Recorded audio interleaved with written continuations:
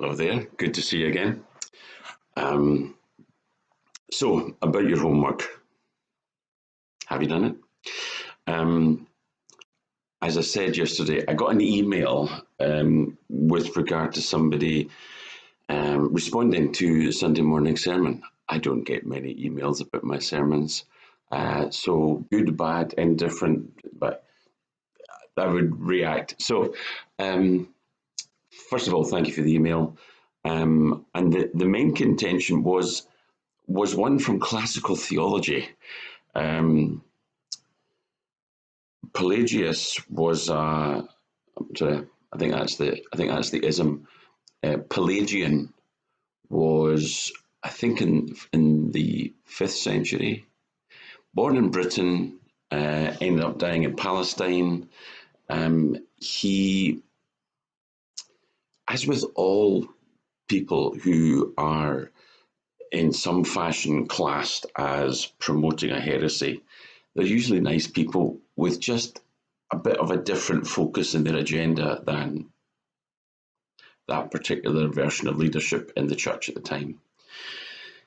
And what he was concerned about was when you go through the letters of Paul, especially, but equally what Jesus said himself sometimes, um, Pelagius was concerned that if you go on the basis of grace too much, then people won't live the holy life. Not in the sense of living a holy life because human beings are holy and one day we will, if we do everything correctly, we'll be holy as God is holy because that's what we're supposed to aspire to. He understood that we all fall short. He accepted that. What his concern was is that preachers who bang on about grace too much can give people the opportunity to, well, shall we say, not maybe try that hard. And the reason for not trying that hard is, well, we're all going to get forgiven anyway. Therefore, if you don't have something of the kind of sooty, smoky smell in the sanctuary, if something of the flames of damnation don't at least enter the focus, then you're not going to have motivation for people to actually live a holy life. And the thing is, what's so sad when you have this in kind of individual issue where people get remembered for something, you tend to forget all the other things. I can't fit too many heresies into the one talk. I'm just saying Arius was another, I think he actually was a genuine heretic. The point being, I'm not going to detail what he did, but Arianism was something which had to be fought. And Pelagius was one of the ones who kind of contended for orthodoxy. And so there's lots of things about him. He was just somebody who was a committed Christian and wanted to see the gospel prosper. But because of where he ended up in Palestine, he came into, shall we say, head-to-head dispute with Augustine. Augustine's Confessions, probably the first autobiography, full stop, but also in Christian terms, one of the most important books ever written because it was authentic and honest in a way. As in Augustine, shall we say, well, how do I put this over? I think you could say he drank himself stupid and sowed his wild oats in his younger years, and Augustine didn't really see that as a problem.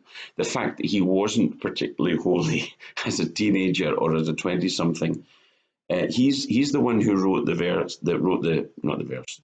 He didn't write the Bible. He wrote the saying that we are restless until we find our rest in God, and he put his youthful exuberance and excess down to a life that wasn't founded on Christ. And so finding Christ meant finding that rest. And it meant, because of that history, Augustine tended to place an emphasis on grace. That meant, because of the fact that he was quite smart intellectually, he could engage with all kinds of people. He wrote prodigiously. And so grace, as a consequence, literally in the ancient world, well, 5th century, or was it the 4th? I can't remember. It's the theology I remember, not the dates. The point is, Pelagius and Augustine kind of went head to head. Pelagius wasn't kind of a debater in the kind of rhetorical sense, like going down to the local debating society and have a big stooshy about some debate.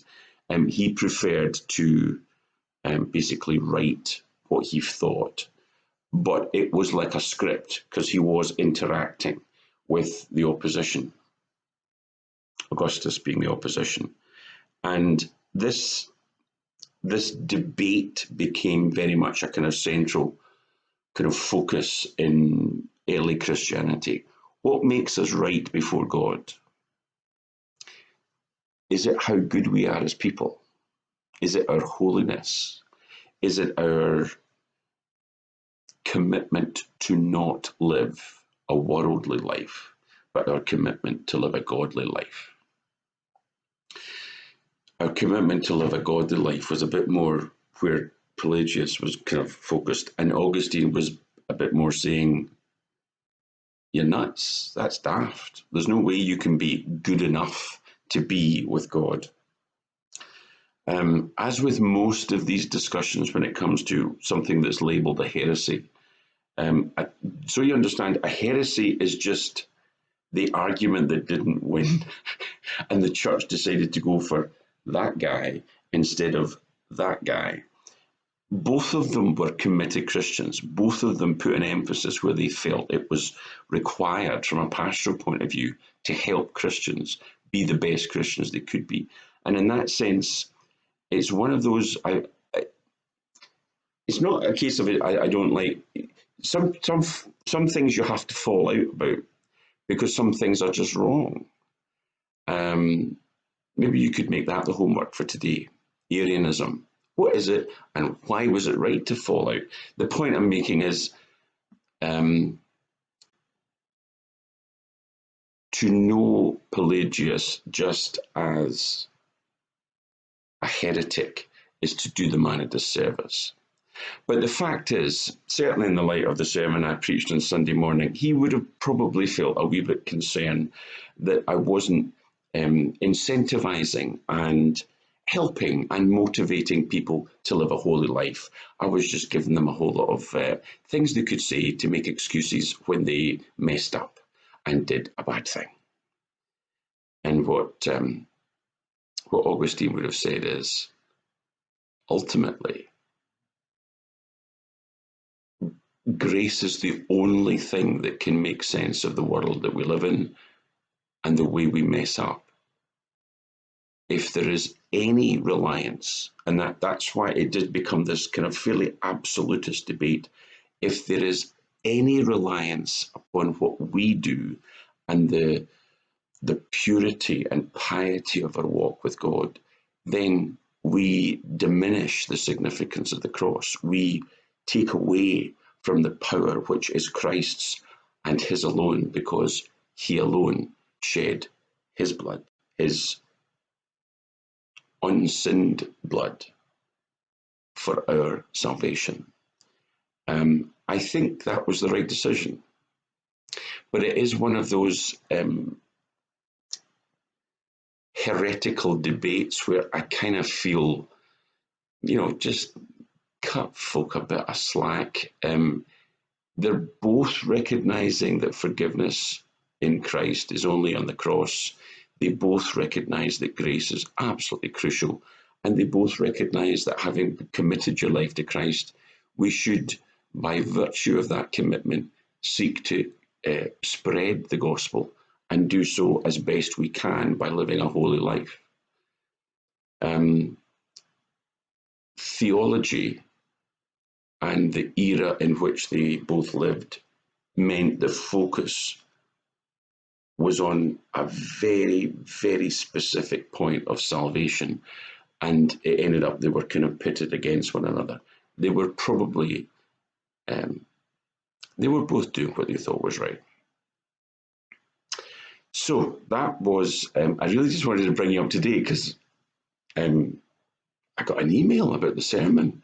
There are very, very few reactions that people will have to a sermon that haven't been thought by someone before, and usually because people in the past are a whole lot more theologically aware, a whole lot more theologically sensitive, and see the actual debate. And what's really scary is intellectually, they're usually a lot quicker and a lot better than we are. And so it's important to recognize there is a debate there. But I'll finish with this. Martyn Lloyd-Jones, a well-known Welsh minister and preacher who I think it was Westminster Chapel he went to. He's commenting on this particular aspect of the gospel and how you should preach it. What he said was, you are not preaching to ensure that people just live a life of debauchery because it doesn't matter what they do, they're just going to get forgiven. You have to preach that your life should be given back to Christ and lived for him. That's not to say that you're expecting to live a perfect life. You get grace subsequent to your commitment to Christ. But what he said was, the important thing is grace must be preached absolutely. And he made this point, which I've always thought was really, really important. He said, if you're preaching it properly, you should always have folks in your congregation who are a bit unsure about the correctness of your grace. If you're preaching it properly, there should always be people who are feeling that the preacher is taking too great an emphasis on grace and not a sufficient emphasis on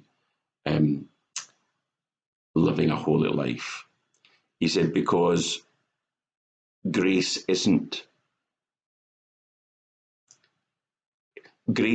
rarely preached in a fashion whereby we get the outrageous, scandalous nature of grace. And when you do get it, people tend to think that's completely unfair, and there should always be a certain backlash. I feel my email might come under that list, that heading. In other words, I think it's correct to say that grace is outrageous. It's scandalous. But that's why it's such a crucial element of the gospel. But maybe you disagree. Maybe you want to send me an email. Maybe you think Pelagius has got a whole lot more going for him than you realised. Maybe there's a debate to be had now from the 4th century to the 21st. That's why these things can often be, that's why engaging with people in the past can be really good, because they've often thought it through a whole lot more thoroughly than we have. So whether it's Martyn Lloyd-Jones or any of the other people that I've referred to, Google it, search it, find out for yourself. But these things are actually important because we need to talk to people about what we've experienced ourselves. And experiencing God's grace is crucial for us to talk about it. Until the next time, good to see you. Glad you're here. I don't intend to go all theological and church history for all time. It happened, and I thought it'd be interesting to bring you up to date. Until the next time, go with God, because I know he goes with you. Bye.